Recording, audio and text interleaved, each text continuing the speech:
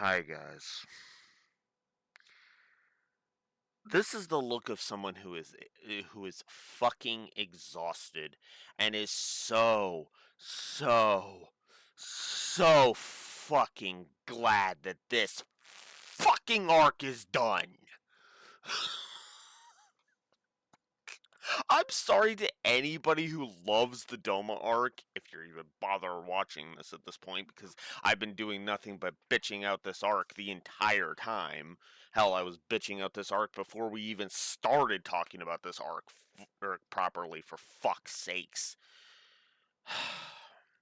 I'm not even gonna bother checking if the fucking webcam is in focus because I don't care. I'm so if my webcam is like lacking focus, I'm sorry because if that's gonna make this video like hard or impossible to fucking watch, but I don't care. Oh my god, where the fuck do I even begin? So I guess let's do like we did last week and talk about the point where the points landed at the end of this arc. This arc ended with the sub in the lead and the dub trailing not very far behind, with a final score of 56 and 54 for the preference points for sub and dub respectively. Sub has 56, dub has 54, meaning that 56 episodes I prefer watching 54 episodes I prefer watching in the dub, and 56 episodes I prefer watching in the sub, which is a lot closer than I was expecting. I'm pretty sure nostalgia plays some kind of factor in that, but I do think the dub has merits that I think the dub haters kind of shit on it a little bit too much, because this isn't where they really start fucking around with the dub. Now, we gotta wait until GX for that, okay? Hey, having Sean Schimmel talk like a fucking stupid, like a mentally challenged person, stereotypical mentally challenged person that is so incredibly insulting that even Blue Wolf sounds insulting right now. That stupid. Go look up the Mad Dog duel in the dub sometime, and you'll understand what peak 4Kids insultation is. DM is not even remotely close to that. That, in my opinion, you know, the dub of DM is nowhere near that, right? I mean, granted, I would say there's some stuff about 5Ds that is interesting, though admittedly, there is a lot of censorship in 5Ds probably has, if I had to guess, has the most amount of censorship in the whole frickin' franchise. But regardless, although there is that one scene, I still love that one scene where it's like, you think that's 4Kids censorship, no, that's in the original, you know, from 5Ds. If you know, you know. It's you say, and for those that don't, it's when you say order some milk. There's some milk. He goes into a bar and he orders some milk. You know. Now I know he's underage technically in that scene, even in the sub, but you get my point. You know, you walk into a bar and order milk. Yeah, that's a code. You know, I'm gonna save my overall thoughts of the Doma arc for the end, as per usual. Let's get into it. So, the Duel Monster Spirit World shows up. The army of Duel Monsters shows up. Dark Magician Girl's army of Duel Monsters. They show up to attack the Great Beast. I absolutely prefer it in the dub when Dark Magician Girl says, fight that damn thing, so we can save the world," as opposed to "save my master," because apparently he Mana's into really kinky role play. Look, I don't care. This arc has not been as well written as it thinks it's been. I'm sorry. I mean, hell, my first note for part 2 in the sub is literally fake drama, for fuck's sakes. God. Thankfully, I only have 2 pages of notes, one for the dub, one for the sub. So, hey, consistency, right? I like when it's nice and organized like that. So yeah, they join the fight. Right? They fight. It's not enough, of course. Of course. Uh, Darts in the sub says that his is born. His power is born from the darkness in humanity's hearts. I'm sick of bitching about this fucking plot point. You're not as clever with it as you think you are, Doma Arc, Eric, and your repetition of this garbage is not helping. In fact, it's been getting old since, well, I would argue since before Fate of the Pharaoh. I don't think this arc, I don't even think the first half of this arc is well written. My opinion on this arc is pretty similar to my opinion on Die Another Day. Everybody's like, oh, the first half is really good, and the second half is where it all falls apart. Me? I think the whole thing is fucking shit. Both this arc and Die Another Day. I hate that Bond movie. Which is funny because I gotta watch another kind of polarizing Bond movie next in my watch through. I'm up to Quantum. I didn't quite make it to finishing the Bond series before 2026 started, but oh well.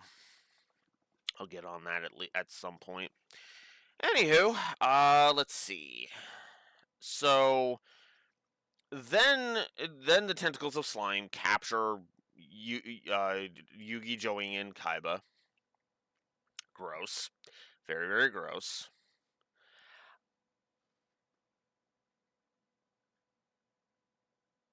I do like now everybody. So everybody. So the clip show. All right. So the clip show. If I liked this arc, the clip show in the dub actually would have been fine. What gave the sub the point for part one was actually the clip show aspect of this episode of this two-parter, because during the clips in part one, there's no dialogue. No dialogue at all. It's just silent memories that are playing. And I like that. Because the silent memories kind of culminating and helping to revive the Egyptian god cards is actually pretty cool. That being said, I have to admit I do like that the memories aren't enough. And I do like that we do need to, bring the Egyptian god cards back.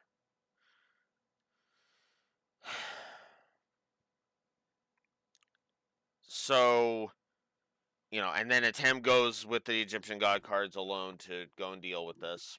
Yeah, okay, whatever. Ever, I'm not going to harp on it. Now, when the god cards show up, in the dub, Joey names them all. Atem names them in the frickin' sub, ironically enough. Kaiba specifically says, we know who they are. And I'm just like, yeah, exactly, exactly, Kaiba. My thoughts exactly. We don't need to name them every fucking time. God. Anyways. So then the god cards fight. They fight and they fight and they fight and they fight. I prefer the idea that the light, the light of everyone is fueling the god cards, and that's what wins in the dub. In the sub, it's literally just Tem declaring, "We will never give in to the darkness in our hearts." Again, I've bitched enough about it. And then the souls are set free.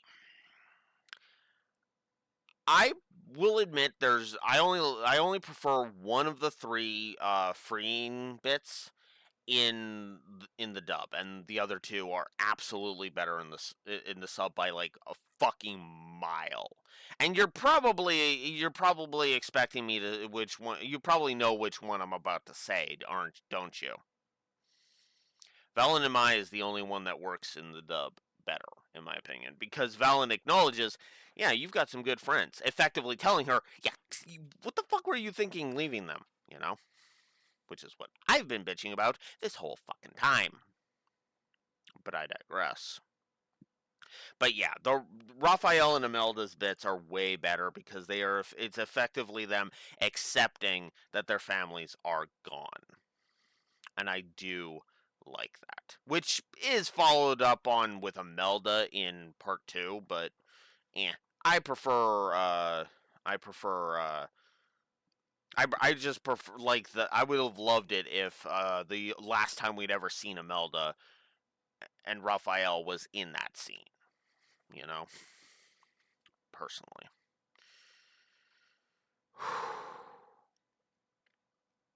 But Darts is, so then Atlantis starts crumbling, but unfortunately, Darts is not done because he shows back up with the last what's left of the Great Leviathan, intending to start this shit all over again. Yay. So Tem absorbs Doma into himself and destroys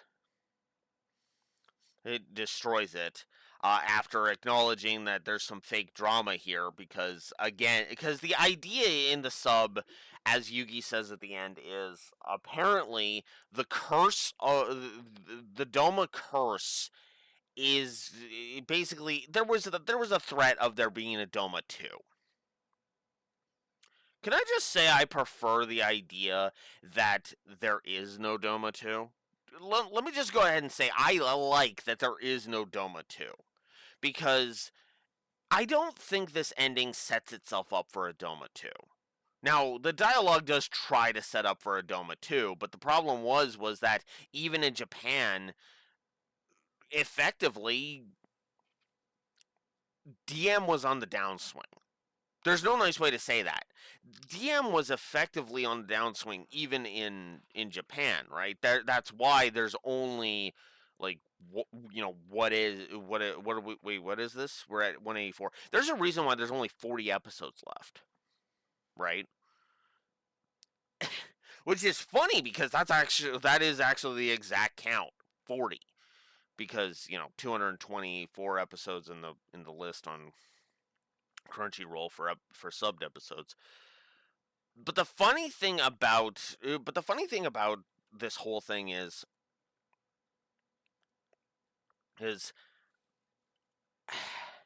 I I feel like that if they had set this up in like say season 2 or something, then yeah, we could have had Doma 2 in season 4 and that would have been fine. But the problem was that we didn't really set up for it, mostly because, with season 2 mechanics that would have been a little whoo boy, right? But for me, this arc just pales in comparison to even the virtual world arc because the virtual world arc effectively felt like it was trying to do something with the characters and succeeded at it. Whereas this felt like it was trying to do something with the characters and just fucking failed because whereas as the virtual world arc tested the characters and wanted them to improve, it felt like this arc was only interested in kicking the characters in the balls. Every fucking character in the balls. Oh, this arc kicks a Tem in the balls. Oh, this arc kicks Joey in the balls. In fact, it kicks Joey the hardest in the balls. Frankly, Inkley, it even kicks Seto in the balls. The lightest kick, obviously, but still, But again, we'll talk about that more later. So yeah, Tem absorbs and crushes Doma. Honestly, and then Darts is redeemed.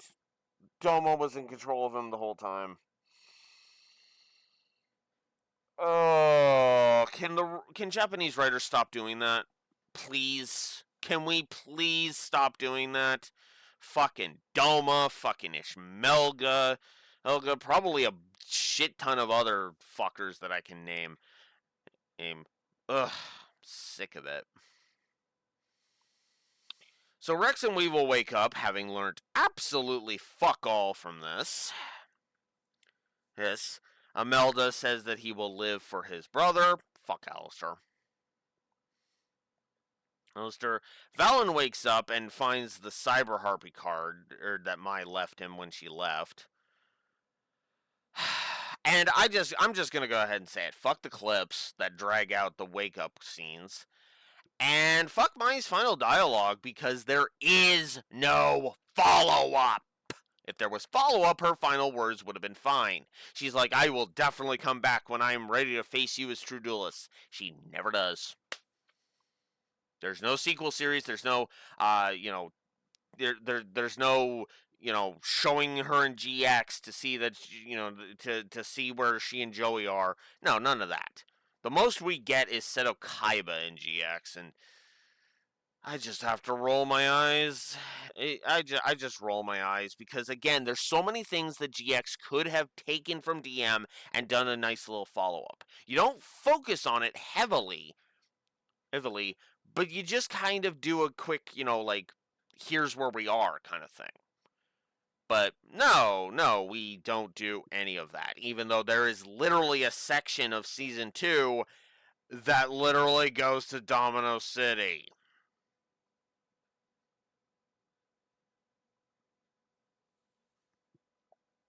Was that a mandate or something? I don't know. And frankly, I don't care to look it up. Also, fun fact about the hospital I just noticed in my note. Gotta love how 4Kids removed the sign that says Central Hospital, and yet in the dialogue still called it a hospital. Really, guys? Really? It's not like there was a cross on that sign you had to remove. I mean, at least removing the cross off of the thing would have made some semblance of sense, But no, they removed the words too. Like, what? Oh, whatever. Anyways, yeah, like I said, Mai is out of the show. Oh, Dark Magician Girl and the Legendary Knights say their goodbyes. The Legendary Dragon cards vanish. Kaiba has better dialogue than fucking Seto, weirdly enough, in that final thing, and I shouldn't have closed my notes. That's because I still have to finish this up. And then in the sub, Yugi says that Atem has been reborn as a true pharaoh, and in the dub, it kind of hints at the fact that, we effectively start moving towards finishing the journey, because Yugi talks about how it's time for him to get back to what he was doing before all this shit happened. And that's it. That is the end of this E rank episode. Fuck this two-parter. I'm sorry. I hate this. I hate this thing. Part 2 really did drag this one down, in my opinion. Not rant view, obviously, because no. No. I could give it rant view for those slime tentacles, but I'm not going to be that petty. Not going to be that petty. Alright, so I have about a half a page of notes for my final thoughts on the Doma arc. Alright. Let me go ahead and just say this bluntly. Fuck this arc and its wasted potential. The script and the animation were constantly at odds. I've bitched about that constantly, right? It's supposed to be a test of your darkness. Everyone who activates the Orichalcos. Power, power, power, power, power, power, power, power. Power, power, power, power, power, power, power. Every single fucking character who uses the Orichalcos, it is all about power. The only exception to that was Valen of all fucking characters. No, seriously, think about each character's strategy. Garimo, it was either Dark Obelisk or an overwhelming army. Mai, army of Harpy ladies. Hades, power, power, power. Amelda, Gorlag, overpowering your opponent's monsters and then using them to kill your opponent. Own it. And then in Flight of Fear, it was all about heavy artillery to blast the enemy, right? With Atem, as soon as he activated the Orichalcos, those catapult, catapult, catapult, catapult, catapult. Raphael, when he played the Seal of Orichalcos, goes, yeah, my monsters can fuck off so that Guardian Dread Scythe can be stupidly powerful.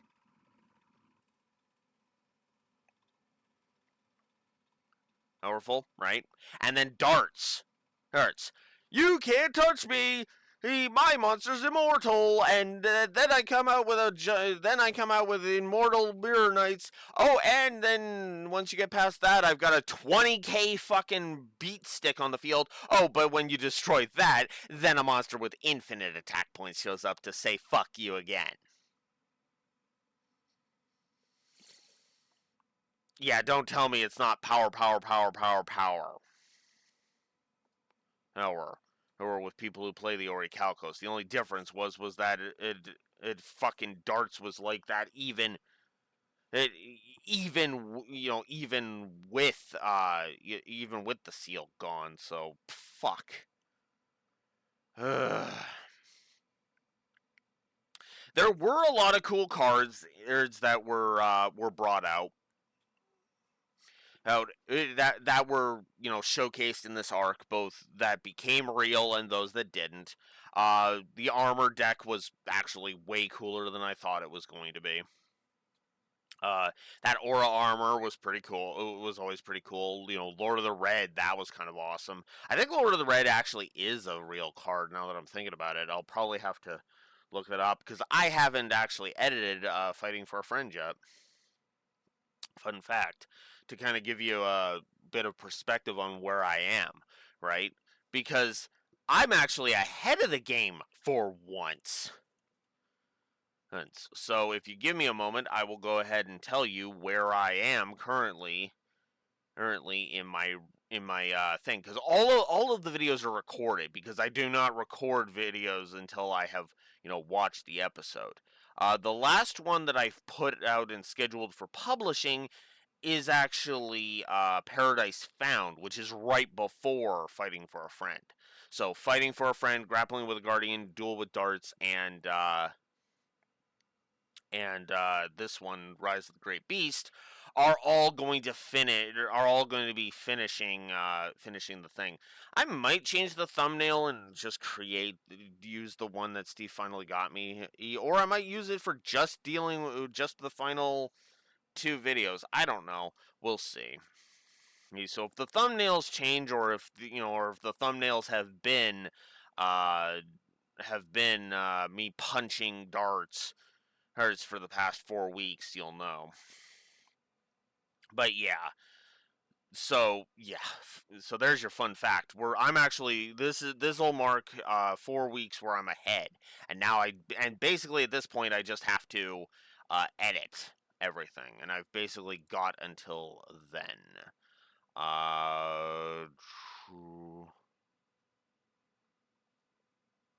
Ooh, I do at least need to try and get one, so I may actually have to use that. All right, well, we'll see.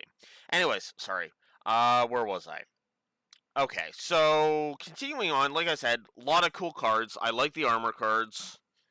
I like the armor cards. I like a lot of the stuff that was showcased here. Definitely my favorite of my favorite set of legendary dragon fusions was definitely Critias. I preferred Critias. Mostly because there was a good variety of ones. And what's funny is that the real card game actually has some unique ones, like Destruction Dragon, the one that you can actually use Fang of Critias with Ring of Destruction. Which, fun fact, he never does in this arc, which I guess they didn't think of that back here, which is fine, but it also kind of lends itself to the problem of we needed more, Maybe a Timaeus fusion with Magician's Valkyria, maybe maybe a Magician of Black Chaos as Timaeus fusion. That would be interesting. But no. Instead, we just gotta sit here and get screwed over. Speaking of getting screwed over, let's talk about the characters now. Seto was kind of awesome in this arc, except for when he wasn't, which a couple of times he wasn't, admittedly. But honestly, those were so few and far between that I'm willing to overlook it, for the most part. Atem got fucked over in this arc pretty fucking hard, admittedly, Because, again, it all depends on whether or not you think Atem's pride should be seen as like a major character flaw. I don't, because have always seen him as a kind person despite the pride, right?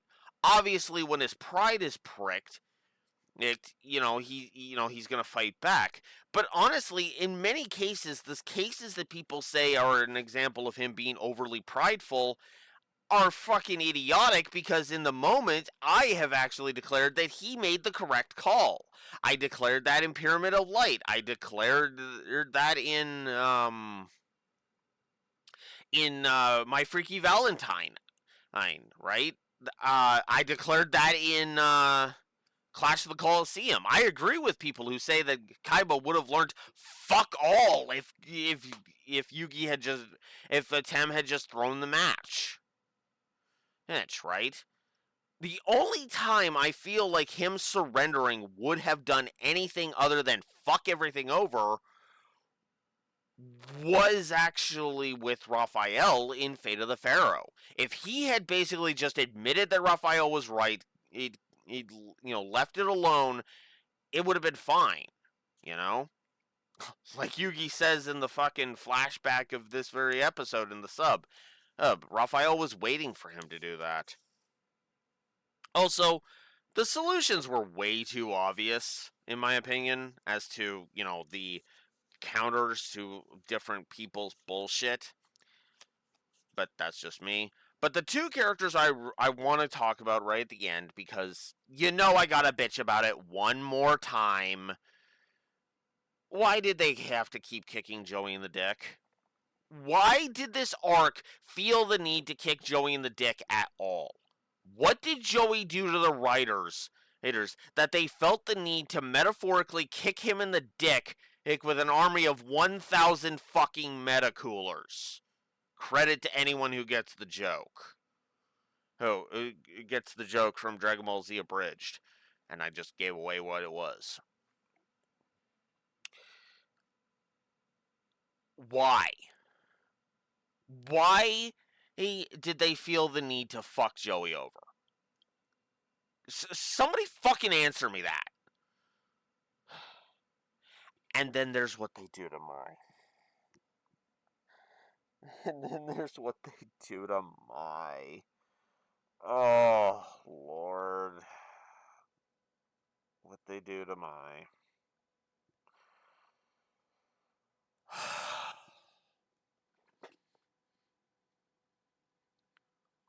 I have already given my solutions for what they could have done to not fuck Mai over.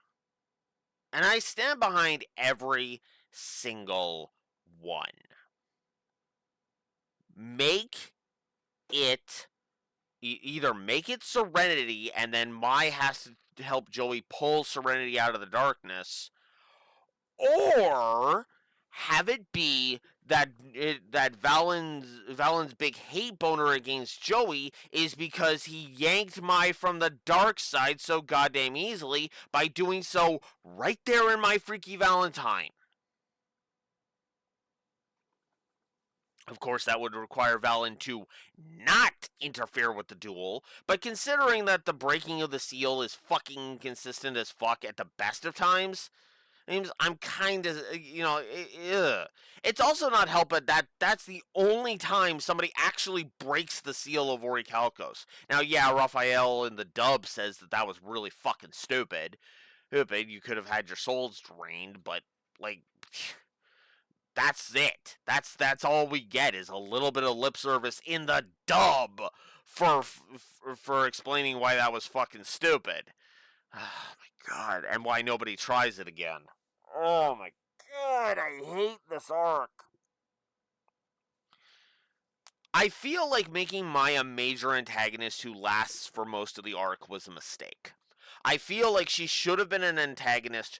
She should have been the first antagonist that got defeated, and we should have moved the fighting for a friend shit it to before Fate of the Pharaoh, and I think it would have been better. Or at the very least, let's free Mai, and then the 5-part fighting for a friend can be the big tokusatsu fight, my opinion. But no, we have to make Maya bitch so that we have an excuse to fridge her for no reason. Hell, you could have even have made, you actually could have made it so that Maya actually got some closure by defeating Valen. Literally overcoming the demon, all of her demons. Hell, you could even have her kind of overcome like a fucking illusionary version of Yami Merrick. Have Mai go on the fucking spirit quest. Don't have a Tem activate the fucking seal of Orichalcos. Just have him confront a bunch of trials as well, and maybe kind of have it show that he's kind of been hypocritical. Maybe kind of be like, huh, I see, I've screwed up in many regards, or something. The problem with it is that it's an ideological challenge that I don't think they did anything interesting with. I feel like this episode. Sorry. I mean, yes, this episode, but I feel like this whole arc suffers from a case of they didn't know what to do with this arc. I feel like this arc just didn't work. I feel like if this arc had come just before the virtual world, I keep saying this. If this arc had come before the virtual world arc,